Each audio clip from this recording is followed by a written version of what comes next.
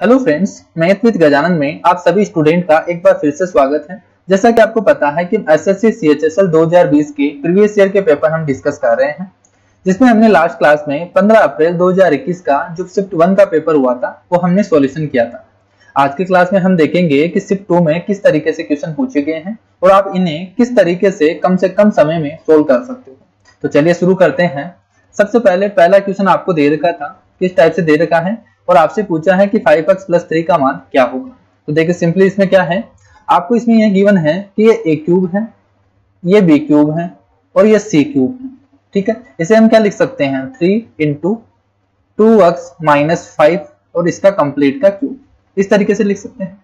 तो ये a cube + b cube + c cube और इक्वल दे रखा है 3abc। तो आपको एक कंडीशन पता होगी कि जब a cube + b cube + c cube 3abc के इक्वल होता है तो यहाँ से ये कब इक्वल होगा, जब a + b + c = 0 हो। तो यहाँ से हम a + b + c = 0 कर देंगे और यहाँ से x का मान आ जाएगा।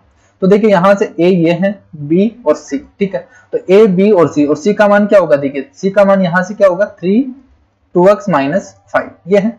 तो a की वैल्यू है 7x + 3 प्लस b की वैल्यू आपको दे रखी है x - 2 प्लस c की वैल्यू है 3 × 2x - 5 और इसको 0 के इक्वल कर दीजिए। तो यहां से देखिए 7x और 8x और यहां से 6x आएगा। ठीक है, तो 7 और 8 14x, यहां से प्लस का 3 -2 और यहां से आएगा 5 × 15 -15। ठीक है, तो -17 यानी 14। ठीक है, तो प्लस का 14। तो यहां से x की वैल्यू कितनी आ गई 1। तो x की वैल्यू 1 आ गई। यहां से हमें पूछा है 5x + 3 का मान, तो यहां से पुट कर दीजिए तो कितना आ जाएगा 8। तो इस तरीके से इसका हो जाएगा 8 आंसर। ठीक है, ए ऑप्शन। नेक्स्ट क्वेश्चन आपको दे रखा है कि दो व्यक्ति हैं P और Q हैं जो एक दूसरे से 844 मीटर की दूरी पर हैं और वे दोनों क्रमशः 12 मीटर प्रति सेकंड और 8 मीटर पर सेकंड की चाल से समान दिशा में साइकिल चलाना शुरू करते हैं। तो बताइए कितने समय में P Q को ओवरटेक करेगा। ठीक है, तो ये रिलेटिव स्पीड से पूछा गया है। देखिए इसमें क्या होगा, टोटल डिस्टेंस कितनी दे रखी है 844 और एक ही डायरेक्शन में चला गया है। ठीक है, P और Q एक ही डायरेक्शन में चल रहे हैं तो दोनों के बीच में डिफरेंस कितना है स्पीड में 4 का। तो इतने समय में इसको क्या करेंगे ओवरटेक करेंगे। तो यहाँ पे मीटर पर सेकंड में है तो ये आंसर किसमें आएगा सेकंड में। यहाँ पे तो 4 से डिवाइड कर दीजिए तो 4 दूनी 8 1 1, तो इतने सेकंड इसको लगेंगे। तो मिनट में कन्वर्ट करने के लिए 60 से डिवाइड कर दीजिए तो कितना टाइम लग जाएगा 3 मिनट 18 और यहाँ से 31 सेकंड लग जाएगा। ठीक है, तो 3 मिनट और 31 सेकंड आ जाएगा इसका आंसर। नेक्स्ट क्वेश्चन देखिए 28 सेंटीमीटर 4 सेंटीमीटर और 10 सेंटीमीटर। ठीक है, ये LBH आयाम के एक बॉक्स दे रखा है जो फिट की जा सकने वाले सबसे लंबी छड़ की लंबाई बताइए। तो एक आपको एक क्यूबॉइड दे रखा है। ठीक है, ये क्या है LBH क्या है जो आपको दे रखा है, ये क्यूबॉइड दे रखा है और इसमें आपसे पूछा है कि इसमें सबसे लंबी छड़ की लंबाई आपको बतानी है। तो इसमें सबसे लंबी छड़ की लंबाई निकालनी है तो इसमें सबसे हमें क्या निकालना है, इसका डायगोनल निकालना है। ठीक है, तो देखिए जो घनाभ होता है, ठीक है, घनाभ होता है क्यूबॉइड होता है तो उसका डायगोनल्स क्या होता है L² + B² + H²। क्लियर है, तो यहां से L कितना दे रखा है 28 है तो 28 का स्क्वायर 784 प्लस B का स्क्वायर 4 का स्क्वायर यानी 16 और H² 10 का स्क्वायर 100। तो यहां से कितना हो जाएगा 784 और 16 800 800 और 900, 900 का रूट कितना हो जाएगा 30। तो ये 30 सेंटीमीटर इसका आंसर आ जाएगा। क्लियर है। देखिए नेक्स्ट क्वेश्चन है, आपको इसी तरीके से एग्जाम में करना है। देखिए आपको जब कोई भी क्वेश्चन हो आप 10 से 15 सेकंड में यहाँ पे सोल्व कर सकते हो। इतना इजी पेपर आया हुआ है, ये पेपर बहुत ही इजी पेपर है। तो देखिए इसमें क्या दे रखा है, नेक्स्ट क्वेश्चन अपन देखते हैं कि समद्विबाहु त्रिभुज का परिमाप 3.6 मीटर दे रखा है और इसके आधार इसकी प्रत्येक समान भुजा से 30 सेंटीमीटर छोटा है। तो त्रिभुज का क्षेत्रफल बताना है। ठीक है, तो एक ट्राइंगल दे रखा है जो कि क्या है आइसोसेलेस ट्राइंगल है, समद्विबाहु त्रिभुज है। तो समद्विबाहु त्रिभुज यानी दोनों साइड इक्वल होगी, ये साइड A है तो ये भी साइड क्या होगी A होगी। फिर इसमें बोला है कि प्रत्येक जो समान भुजाओं से 30 सेंटीमीटर छोटी है B साइड।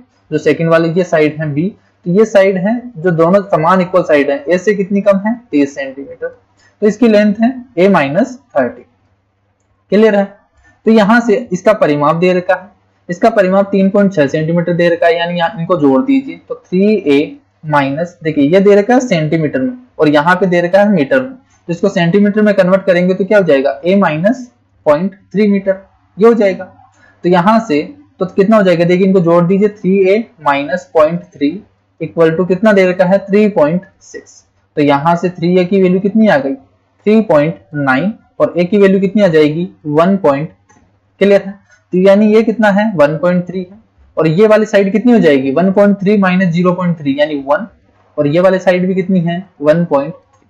अब इसका एरिया पूछा है, तो इसका एरिया पूछा है तो इसका हमें क्या चाहिए, इसकी हाइट चाहिए, इसकी हाइट चाहिए। तो आपको पता होगा कि आइसोसेलेस ट्रायंगल में क्या होता है कि यहाँ से जो एल्टीट्यूड डालते हैं वहीं तो क्या होता है परपेंडिकुलर होगा, वहीं साइड परपेंडिकुलर बाइसेक्टर होगा, वहीं मीडियन होगा। तो ये क्या करेगा, दोनों भागों, दो बराबर भागों में डिवाइड कर देगा। तो ये एक है तो ये कितना हो जाएगा 0.5 हो जाएगा, ये भी 0.5 हो जाएगा। ये 1.3 है तो देखिए 13 5 12 13 का ट्रिपलेट होता है, तो ये वाली साइड कितनी आ जाएगी 1. तो इसका एरिया कितना हो जाएगा हाफ, बेस तो कितना है टोटल 1 है और ऊंचाई कितनी है इसकी 1.2। ठीक है, ये है तो यहां से कितना आ जाएगा 0.6 मीटर स्क्वायर। तो ये इसका आंसर हो जाएगा। नेक्स्ट क्वेश्चन देखिए, ट्रिग्नोमेट्री से पूछा गया है, इसमें तो आपको पुट करनी है वैल्यू। देखिए साइन टेन स्क्वायर 60 डिग्री है, 60 का मान कितना होता है √3 होता है, तो यहाँ से 3 माइनस साइन स्क्वायर 45 1/2 यानी 1/2 होगा तो 1 हो जाएगा, माइनस यहाँ से कोस 24 डिग्री है। अब देखिए यहाँ पे कोस 24 डिग्री है, इसे हम क्या लिख सकते हैं सेक, यहाँ पे लिख सकते हैं सेक 66 डिग्री। तो सेक 66 डिग्री और यहाँ से सॉरी कोस है तो इसे हम लिखेंगे साइन, तो साइन 66 डिग्री लिख सकते हैं, साइन 66 और कोसेक 66 कट जाएगा। इसी तरीके से कोस 37 है, इसे हम लिख सकते हैं साइन 53 डिग्री, तो साइन 53 और कोसेक 53 कट जाएगा। और यहाँ से बच गया क्या कोस 60 डिग्री और साइन स्क्वायर 60 डिग्री। कोस 60 का मान कितना हो जाएगा 1/2 प्लस साइन स्क्वायर 60, साइन 60 का मान √3/2 यानी 3/4। ठीक है, तो इसको सोल्व कर लीजिए, ऊपर नीचे बेस समान कर लीजिए, 2 यहाँ पे 4 तो 3 2 5/4, तो 2/5/4 ये हो जाएगा यानी 8/5। ठीक है, तो कितना जाएगा 1 सही 3/5, तो ये हो जाएगा। ठीक है, मैं आपको ये वो अप्रोच बता रहा हूँ जो आपको एग्जाम में करनी है। ठीक है, इस तरीके से आपको 5 से 10 सेकंड में क्वेश्चन को सोल्व करना है, तो मैं एग्जाम अप्रोच बता रहा हूँ। ठीक है, ताकि आपको आने वाले CHSL एग्जाम में आपको हेल्प मिल सके। देखिए नेक्स्ट क्वेश्चन आपको डिस्काउंट से पूछा है कि एक वस्तु के अंकित मूल्य पर क्रमशः 40% और 20% की 2 छूट दी गई है और ये 988 की एकल छूट के इक्वल है।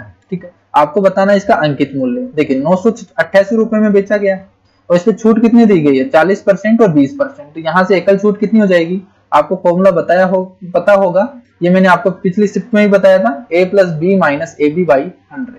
तो ये एकल छूट आ जाएगी यहाँ से, तो पुट कर दीजिए 40 और 20 60 माइनस 40 × 20 करेंगे तो 4 दूनी 8, 800/100 होगा। तो यहाँ से टोटल एकल छूट कितनी आ गई 52%। तो यानी 988 है वो 52% की वैल्यू है और आपसे पूछा क्या है मार्क प्राइस पूछा है, तो 100% की वैल्यू पूछी है।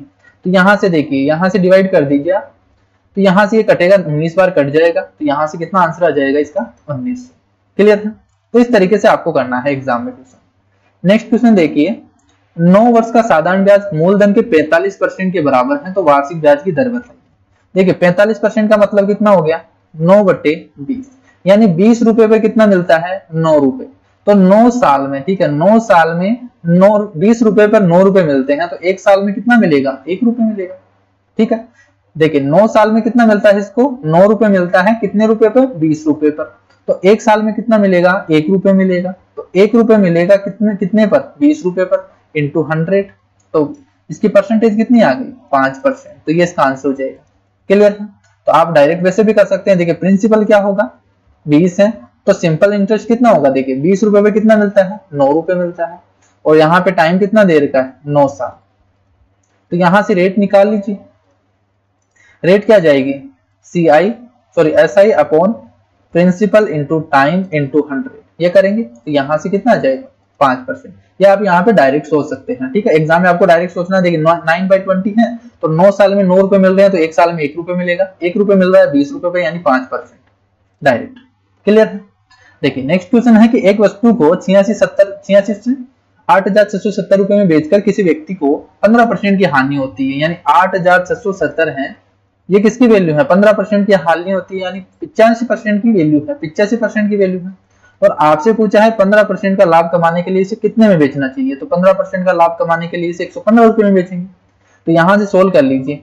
देखिए यहाँ से 5 से काटेंगे तो यहाँ से कितना जाएगा 17, और यहाँ से 5 से काटेंगे तो 23। 17 से काट दीजिए इसको, 17.85 और 17 एकम 17, ठीक है। 23 को 23 से गुना, 510 को 23 से गुना कर दीजिए तो कितना आ जाएगा 0 3 2 आ जाएगा, 23 पंजे 115 117, तो कितना आ जाएगा 11,730 रुपए। क्लियर है। तो आपको इतना ही करना है एग्जाम में, इसको सोल्व करना है। तो इसमें मुश्किल से आपके 5 से 10 सेकंड लगेंगे इस क्वेश्चन को करने में, ठीक है। तो इस तरीके से आपको एग्जाम में करना है, ताकि आपका तभी ये 25 क्वेश्चन आपके 20 से 25 मिनट में कंप्लीट होंगे। तो जब आप 20 से 25 मिनट में कंप्लीट करोगे तभी आपका जो स्कोर होगा वो थोड़ा ठीक नंबर आएंगे इसमें, ठीक है। और आप ओवरऑल पेपर भी ठीक से करेंगे।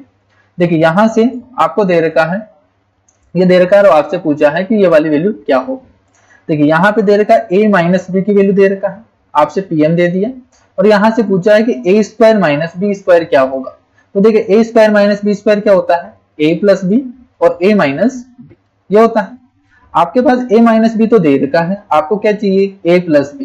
तो आपको पता होगा लास्ट शिफ्ट में मैंने बताया था कि a प्लस बी क्या होता है, a माइनस बी का होल स्क्वायर कर दीजिए, ठीक है, और प्लस कर दीजिए इसमें 4ab और इसका रूट ले लीजिए तो ये आ जाएगा a प्लस बी। तो देखिए a माइनस बी कितना दे रखा है 5 दे रखा है, तो 5 का स्क्वायर 25 प्लस 4ab, तो a भी करेंगे। देखिए a की वैल्यू कितनी है 3p है और b की वैल्यू कितनी है 5, तो 5 दिया 15, 5 दिया 15 इंटू pm आएगा, तो pm की वैल्यू कितनी है 6 दे रखी है और इसका रूट कर देंगे। क्लियर है। तो यहां से क्या जाएगा, देखिए 25 प्लस 15 चौक 60, 60 को 6 से गुना करेंगे तो 360, तो ये आ जाएगा a प्लस बी। देखिए a plus b plus minus पे लगा दीजिए इसमें, क्योंकि यहाँ पे स्क्वायर है ना, a प्लस बी का स्क्वायर बनेगा तो ये रूट में आएगा, तो a प्लस बी कितना आ जाएगा प्लस माइनस रूट 385। तो a प्लस बी आ गया हमारे पास 385 है और a माइनस बी 5 है, तो आंसर कितना आ जाएगा प्लस माइनस 5 385। देखिए ये चीज भी मैं आपको समझाने के लिए लिखा रहा हूँ, आपको डायरेक्ट देखिए ये ना तो ये फॉर्मूला लिखना है एग्जाम में और ना आपको देखिए ये स्टेप करना है, ये स्टेप भी आपको इतना नहीं करना है। यहाँ से डायरेक्ट सोचते देखिए 25 हो गया और ये 360 हो गया, तो 385 किसमें आ रहा है, इसमें आ रहा है, और यहाँ से क्या जाएगा 5, तो 5 इंटू रूट 385। क्लियर है। तो ये आंसर हो जाता है। अब देखिए इसमें और इसमें क्या अंतर, देखिए इसमें क्या है प्लस माइनस नहीं दे रखा, तो ये आंसर नहीं होगा। नेक्स्ट क्वेश्चन देखिए, किसी संख्या को 3/2 से गुणा करने की बजाय गलती से 7/5 से गुणा कर दिया, इस गलती के कारण परिणाम में प्रतिशत परिवर्तन कितना होगा। देखिए ओरिजिनल कितना था, उसको 3/2 से गुणा करना था, कर दिया किससे 7/5 से, क्रॉस मल्टीप्लाई कर दीजिए तो कितना हो जाएगा 5 या 15 और इसको उससे गुणा कर दीजिए 14। यानी यहाँ ये हो गया कि ओरिजिनल आना, तो यानी जो करेक्ट आना चाहिए था वो तो 15 आना चाहिए था, और यहाँ पे मल्टीप्लाई करने के बाद कितना आया 14। तो कितने का अंतर है यहाँ पे 1 का आया, और कितने पर 15% पर, इंटू परसेंटेज के लिए 100, तो 1/15 का मतलब कितना होता है 6 सही 2/3%। तो इसका परिणाम में जो परिवर्तन आएगा वो 6 सही 2/3% आएगा। क्लियर है। देखिए नेक्स्ट क्वेश्चन आपको दे रखा है कि जब पूर्णांक n को 6 से विभाजित किया जाता है तो शेषफल 5 आता है। क्लियर है। तो अगर 9n को 6 से विभाजित किया जाता है तो शेषफल क्या होगा। देखिए अगर 6 से विभाजित किया जाता है, 6 से विभाजित किया जाता है तो 5 शेषफल बचता है, यानी मिनिमम जो संख्या होगी वो कितनी होगी 11। देखिए 6 और 5 11, यानी 11 होगी, 11 में जब 6 से डिवाइड करेंगे तो 5 बचेगा, तो 11 होगी, यानी n की वैल्यू जो पहली संख्या होगी, ठीक है, पहली संख्या होगी वो कितनी होगी 11। बाद में ये भी हो सकता है, देखिए इसमें क्या हो सकता है 6x प्लस 5, वैसे तो n की वैल्यू ये होगी, लेकिन x का मान जैसे 1 पुट करेंगे तो 11 आएगा, तो पहली जो संख्या होगी वो 11 होगी। इसी तरीके से आगे भी होती रहेगी, लेकिन हमें पहले से मतलब है, ठीक है। तो n की वैल्यू कितनी होगी 11। अब इसने पूछा है कि 9n, तो n की वैल्यू यहाँ पे 11 पुट कर दीजिए तो 99। अगर 99 को 6 से डिवाइड किया जाए तो कितना शेषफल बचेगा, तो 6 से डिवाइड कर दीजिए, तो 6 कम 6 3, 6 का 36, तो रिमाइंडर कितना बच गया 3, तो ये इसका आंसर हो जाएगा। क्लियर है। देखिए नेक्स्ट क्वेश्चन देखिए, अगर 9685 को 3 भागों में विभाजित किया जाता है, जिसमें पहले भाग 3 भाग मान लीजिए A है, ये B है, ये C, और कितने रुपए हैं टोटल 9685 रुपए। क्लियर है। पहले भाग का 1/4, पहले भाग का 1/4 ये इक्वल है दूसरे भाग के 1/3 के और तीसरे भाग के 1/6 के, यानी यहाँ पे A, B और C का रेशियो क्या दे दिया 4:3:6 और इसने पूछा है पहला भाग क्या होगा। ठीक है, 4 यूनिट की वैल्यू पूछी है, तो यहाँ तो क्या करना है आपको, डिवाइड करना है। 4 और 3 7, 7 और 6 13। 13 की वैल्यू आपको दे रखी है, पूछा क्या है पहली संख्या पूछी है यानी 4 की वैल्यू पूछी है। यहाँ से 13 से डिवाइड कर दीजिए, 13 7 91, यहाँ पे 5 बचेगा, 13 चौक 52, 6 बच जाएगा, 13 65। 4 से गुना कर दीजिए तो कितना आ जाएगा, 5 चौक 20, 2, 4 चौक 16, 17 18, यहाँ पे 2 सॉरी 1, 7 चौक 28 और 1 29, तो कितना आ जाएगा 2980 रुपए। ठीक है, ये इतने रुपए आ जाएंगे इसके। नेक्स्ट क्वेश्चन देखिए, दो वर्त हैं, दो वर्त की त्रिज्याओं का योग आपको दे रखा है। मान लीजिए R1 है और R2 है, दो वर्त की त्रिज्याएं, इनका सम आपको दे रखा है 286 रुपए। सेकेंडरी वर्तों के मध्य का क्षेत्रफल यानी पाई R1 square minus R2 square, ये आपको दे रखा है 50,336 रुपए। ठीक है, दोनों वर्तों की त्रिज्याएं कितनी है, यानी आपको बताना है कि R1 और R2 क्या है, दोनों की वैल्यू आपको बतानी है। तो देखिए कैसे करेंगे, सबसे पहले तो यहाँ पे इस पाई को यहाँ पे ले जाइए, तो पाई की वैल्यू कितनी है 22/7। अब आपको पता होगा, देखिए a square minus b square क्या होता है, a plus b a minus b, तो यहाँ पे a प्लस बी कितना है 286, तो a प्लस बी यहाँ पे इससे डिवाइड कर दीजिए तो ये बच जाएगा a माइनस बी, ये बच जाएगा, और यहाँ से a प्लस बी आएगा, उससे मैंने यहाँ पे डिवाइड कर दिया 286 से, बाकी का तो एज इट इज लिख दीजिए। इसको सोल्व कर दीजिए इंटू 7। ठीक है, यहाँ पे 22 है, 22 है। ठीक है, देखिए सबसे पहले डिवाइड कर दीजिए, किससे करेंगे अपन, 11 से कब डिवाइड कर दीजिए इसको, तो 2 बार इसको 11 से डिवाइड करेंगे, 11 चौक 44, 6 बचेंगे, 11 5 55, 5 और 3 8 बचेंगे, 11 से 77, 3 और 3 6 बचेंगे, 11 6 66, 2 से डिवाइड और कर दीजिए, तो 22 दूना 44, 1 बच जाएगा, 8 दूनी 16, 8 दूनी 16, तो ये किससे डिवाइड हो रहा है, देखिए 22 से डिवाइड हो रहा है, तो इसको भी 22 से डिवाइड कर दीजिए, तो 22 से कम 22 और 6 बच जाएगा, 22 दिया 66, यहाँ से 22 और 22 चौक 88, 13 अंटे 104, तो यहाँ से 8 को 7 से गुना करेंगे तो 56। तो ठीक है, ये टोटल वैल्यू कितनी आ गई इसकी 56, 8 2 7 56, इसको सोल्व करने पर कितना आ गया, देखिए 56। तो आपके पास R1 माइनस R2 आ गया 56, क्लियर है, और R1 प्लस R2 कितना है, R1 प्लस R2 ये 286 दे रखा है, तो आपको चाहिए R1, तो क्या करेंगे, इन दोनों को जोड़ दीजिए और 2 का भाग दे दीजिए, तो इनको जोड़ेंगे तो कितना आ जाएगा, 6 दूनी 12 और 1 8 और 9 5 14, हासिल 1 342, और इसको 2 से डिवाइड कर दीजिए तो ये कितना आ जाएगा 171। तो R1 की वैल्यू 171 आ गई है। R2 का मान निकालने के लिए यहाँ पे पुट कर दीजिए, देखिए R1 प्लस R2 286 है, तो 286 में से 171 घटा दीजिए तो कितना आ जाएगा 115। तो R1 की वैल्यू 171 होगी और R2 की वैल्यू कितनी होगी 115, तो ये आंसर हो जाएगा। नेक्स्ट क्वेश्चन देखिए, किसी आदमी की औसत मासिक खर्च कितना है, पहले 3 महीने के लिए 2400 रुपए है, अगले 5 महीने के लिए 3500 रुपए है और शेष 4 महीनों के लिए 4800 रुपए। तो ये तो इनका खर्चा है, क्लियर है, और पूरे वर्ष के दौरान इनकी कुल बचत है, सेविंग दे रखी है 3500 रुपए। बताना है कि आपको औसत मासिक आय कितनी है। तो सबसे पहले तो ये देख लीजिए इसका टोटल खर्चा कितना है, ठीक है, एक्सपेंडिचर उसने कितना किया है। तो 3 महीने का औसत कितना है 2400 है, तो टोटल खर्चा कितना किया 2400 के हिसाब से 3 महीने का 7200, ठीक है। अगले 5 महीने के लिए 3500, तो 3500 इंटू 5 करेंगे तो कितना हो जाएगा 17500। शेष 4 महीने के लिए 48 के हिसाब से, देखिए 48 के हिसाब से 48 को 40 से गुना कर दीजिए तो कितना आ जाएगा 20,000 में से कितना कम करेंगे 800 कम कर दीजिए 19,200, यह आ जाएगा, क्लियर।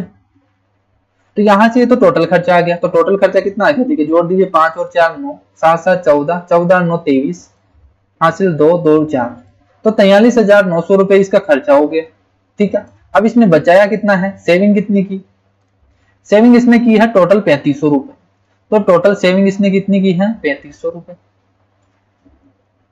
क्लियर। तो टोटल सेविंग इसने 3500 करी, तो ये क्या आ जाएगा 5 और 9 4 14, हासिल 1 3 3 6 और 1 7 47, तो 47,400 रुपए। देखिए इनकम क्या होती है, इनकम क्या होगी, उसने खर्चा कितना किया है प्लस उसने सेविंग कितनी करी है, तो यही तो होता है इनकम। तो ये हमारे पास क्या आ गया, इनकम आ गई इसकी। तो टोटल इनकम उसकी कितनी थी 47,400 रुपए, लेकिन इसने पूछा क्या इनका एवरेज बताना है 1 साल का, तो 12 से डिवाइड कर दीजिए तो कितना आ जाएगा 12 36 और यहाँ पे 11, तो 12 नाम 108, ठीक है। तो कितना बच जाएगा 6 बच जाएगा, 12 पंजे 60, तो कितना आ जाएगा 3950। ये इसका आंसर हो जाएगा। क्लियर है? उम्मीद है आपको समझ में आया होगा ये चीजें। तो देखिए इजी शिफ्ट है और इसमें आपको ज्यादा टाइम नहीं लगाना है, आपको बस डायरेक्ट देखना है और क्वेश्चन को कम से कम समय में करना है, ठीक है। और जितना कम हो सके उतना कम लिखिए ताकि आपका टाइम बच सके एग्जाम में। ठीक है, किसी अर्धवृत्त का व्यास कितना है 5.6 मीटर है। इसका परिमाप आपको बताना है कि इसका परिमाप क्या है। देखिए आपको डायरेक्ट पूछा है कि अर्धवृत्त का परिमाप। अर्धवृत्त का परिमाप देखिए क्या होता है, अर्धवृत्त का परिमाप पाई आर प्लस डायमीटर या 2r बोल दीजिए, ठीक है। हमेशा ध्यान रखना इसका पाई आर नहीं होता है, पाई आर प्लस या तो इसको 2r बोल दीजिए या क्या बोल दीजिए डायमीटर बोल दीजिए, ठीक है। तो यहां से पाई आर निकालना है। तो पाई आर देखिए यहाँ पे रेडियस तो कितनी है, रेडियस कितनी आ जाएगी 2.8, ठीक है 28 56 होता है 2.8 आ जाएगी। तो यहां से पाई आर यानी 22/7 इंटू 2.8 प्लस 2r करेंगे यानी डायमीटर होगा 5.6, 7 चौक 28 होगा 0.4 होगा, 22 चौक 88 होता है यानी 8.8 प्लस 5.6, तो जोड़ दीजिए कितना आ जाएगा 14.4। ये इसका आंसर हो जाएगा। सिंपल है। नेक्स्ट क्वेश्चन देखिए। नेक्स्ट क्वेश्चन है सिंप्लीफिकेशन पे दे रखा है। देखिए इसमें क्या करेंगे, तो सबसे पहले ऑफ दे रखा है तो ऑफ यानी मल्टीप्लाई हो गया, तो 1/9 इंटू 1/9 आएगा। फिर क्या करेंगे इसको डिवाइड करेंगे, तो देखिए ये तो कट जाएगा पूरा का पूरा, ये आएगा 1/1/9, तो पलट के कितना हो जाएगा, ये वाली पूरी चीज कितनी हो जाएगी 9, पूरी चीज कितनी हो जाएगी ये चीज पूरी 9 हो जाएगी। इसको मल्टीप्लाई करेंगे 9 से तो ये वाली ऊपर की चीज तो कितनी आ गई 1। क्लियर है? नीचे देखिए यहाँ पे ऑफ है तो सबसे पहले मल्टीप्लाई कर दीजिए, तो 1/9 इंटू 1/9, तो यहाँ से 1/9 कॉमन ले लीजिए तो ये आ जाएगा 1 प्लस 1/9, तो यहाँ पे आ गया 10/9, तो 9 इंटू 10 1/9 इंटू 10/9 यानी 81/10, तो यहां से कितना आ जाएगा 8 से ही 1/10, 8 से ही 1/10, ये इसका आंसर हो जाएगा। नेक्स्ट क्वेश्चन आपको दे रखा है कि tan थीटा अगर 15 है तो आपको बताना है sec थीटा। देखिए बहुत ही सिंपल सवाल है। 15 tan थीटा अगर 15 है तो यानी लंब बटे आधार है, तो 225 प्लस 1 226। sec थीटा पूछा है, sec थीटा क्या हो जाएगा कर्ण बटे आधार यानी 226 का रूट। नेक्स्ट क्वेश्चन है टाइम एंड वर्क से पूछा गया है। टाइम एंड वर्क से देखिए एक किसी काम को 7 दिन में पूरा कर सकता है, एक किसी काम को 7 दिन में पूरा कर सकता है। बी है उसी काम को वो 12 दिन में कंप्लीट कर सकता है। ए और बी ने मिलकर 3 दिनों तक काम किया, फिर इसके बाद में छोड़ के चले गए। सी अकेला शेष कार्य को 9 दिनों में कंप्लीट कर देता है, तो सी है वो 9 दिनों में इस काम को कंप्लीट करता है, शेष जो बचा हुआ है। तो इसी कार्य को अगर सी करे तो वो कितने दिन लगाएगा। तो देखिए यहाँ से सबसे पहले टोटल वर्क निकालेंगे। टोटल वर्क क्या हो जाएगा इनका एलसीएम, तो 12 इंटू 7 यानी एलसीएम हो जाएगा 12 इंटू 7। यहाँ से ए की एफिशिएंसी कितनी हो जाएगी 12, बी की एफिशिएंसी 7, ए और बी ने कितने दिन किए 3 दिन काम किए, तो 12 और 7 मिलकर काम कर रहे हैं, तो 19 की एफिशिएंसी से तो 57 काम कर दिया। तो यहाँ से टोटल कितना है, टोटल वर्क 84 है, इसमें से 57 काम कर चुके हैं, ठीक है 57 यूनिट काम कर दिया, तो कितना बच जाएगा यहाँ पे 27 यूनिट बच जाएगा, ठीक है। तो 27 यूनिट बच गया। अब 27 यूनिट काम कौन कर रहा है, सी काम कर रहा है। ये इस काम को 9 दिन में कंप्लीट कर दे रहा है, तो एक दिन में कितना काम करेगा ये 3 यूनिट काम कर रहा है, तो इसकी एफिशिएंसी कितनी आ गई 3, तो सी की एफिशिएंसी आ गई 3, ठीक है। एक दिन में 3 यूनिट काम कर रहा है, तो टोटल काम अगर करवाना है, टोटल काम है 84, उसको 3 की एफिशिएंसी से काम करवाना है, तो उसको कितना टाइम लगेगा 28 दिन, तो ये इसका आंसर हो जाएगा, ठीक है। तो ये टोटल देखिए लास्ट क्वेश्चन है, नहीं अभी 2-3 क्वेश्चन है। देखिए ए बी सी है, एक ट्राइंगल है, ए बी और ए सी बिंदु डी और ई तक बढ़ाए जाते हैं। एक ट्राइंगल आपको दे रखा है,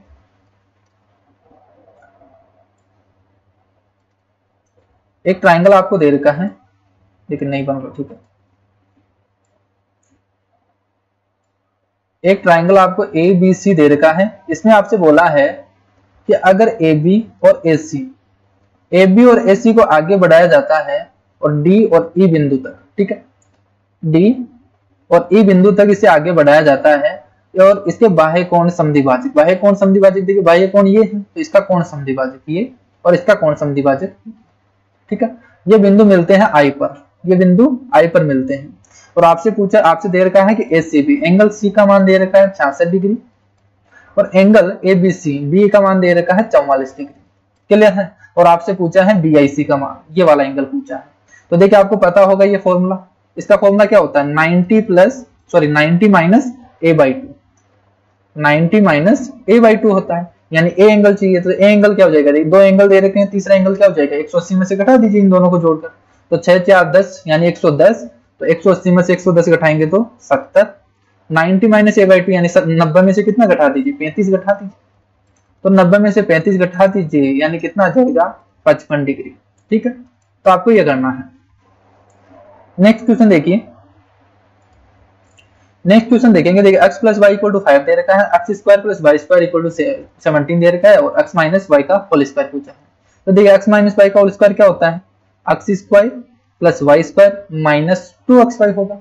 यानी देखिए x square plus y square तो आपको दे रखा है 17 माइनस xy चाहिए, तो xy कैसे निकालेंगे, देखिए इन दोनों को स्क्वायर कर दीजिए दोनों तरफ, तो ये आ जाएगा x square plus y square plus 2xy equal to 25। ठीक है, यहाँ से x square plus y square कितना है 17 है, तो यहाँ से 2xy की वैल्यू कितनी आ जाएगी 25 माइनस 17। ठीक है, x square plus y square 17 दे रखा है, तो 25 माइनस 17 यानी 8, यानी 2xy की वैल्यू कितनी आ गई 8, ये 8 घटा दीजिए, तो यहाँ से कितना आ जाएगा इसका 9। ठीक है, x माइनस वाई कितना आ जाएगा 9, इसका ये आंसर हो जाएगा। क्लियर है, या पुटिंग मेथड भी लगा सकते हैं। देखिए x प्लस वाई दूसरा तरीका, x प्लस वाई आपको 5 दे रखा है, और x square plus y square ये आपको 17 दे रखा है, तो यहाँ पे x की वैल्यू 4 पुट कर दीजिए और y की वैल्यू 1 पुट कर दीजिए। यहाँ 16 प्लस 1 17 सेटिस्फाई कर रहा है, तो यहाँ पे कितना हो जाएगा, देखिए x माइनस वाई का होल स्क्वायर पूछा है, यानी 4 माइनस 1 का होल स्क्वायर कितना हो जाएगा 9। तो आप इस तरीके से भी कर सकते हैं। क्लियर है। नेक्स्ट क्वेश्चन देखिए, sine square x minus 4 sine x plus 3 equal to 0 है, और यहाँ पे x का मान 0 से 90 डिग्री, π/2 का मतलब 90 डिग्री, तो 0 से 90 डिग्री के बीच में है, तो आपको बताना है x का मान क्या होगा। ठीक है, x का मान आपको बताना है। तो या तो आप देखिए यहाँ से थीटा की वैल्यू पुट करके सेटिस्फाई करवा दीजिए। ठीक है, तो पहला तरीका वो है पुटिंग मेथड वाला। दूसरा तरीका देखिए क्वाड्रेटिक दे रखी है, तो क्वाड्रेटिक दे रखी है यानी 3 का फैक्टर ऐसे निकालना है जो कि क्या हो -4 बन रहा हो, यानी क्या लिख सकते हैं -3 और -1, तो साइन एक्स क्या हो जाएगा इसका उल्टा, +3 हो जाएगा एक तो, और एक हो जाएगा +1, तो +3 तो नहीं हो सकता, और x की वैल्यू क्या हो सकती है 1 हो सकती है, तो साइन एक्स 1 है, यानी x की वैल्यू कितनी है 90 डिग्री, तो ये इसका आंसर हो जाएगा। क्लियर है। तो टोटल ये 21 क्वेश्चन आपके कंप्लीट हो चुके हैं, 4 क्वेश्चन DI के हैं जो मैं एक साथ आपको कंप्लीट करवा दूंगा CHSL के। देखिए CHSL का एग्जाम अभी 20-30 दिन बाकी है, तो जिसमें मैं आपको रेगुलर आपको ये सीरीज कंप्लीट करवा रहा हूं, तो आप जितना हो सके इस क्वेश्चन इन सीरीज को देखिए, और इसमें मैं आपका ज्यादा टाइम नहीं ले रहा, आपको वही अप्रोच बता रहा हूं जो आपको एग्जाम में लगानी है, तो ये आपके लिए बहुत ही हेल्पफुल रहेगी। तो उम्मीद करता हूं आपको ये चीजें समझ में आई होगी ठीक तरीके से, और आपको ये सीरीज भी पसंद आई होगी। तो आज के लिए इतना ही, नेक्स्ट वीडियोज में मिलते हैं नेक्स्ट शिफ्ट के साथ, तो तब तक के लिए bye bye, take care, thank you.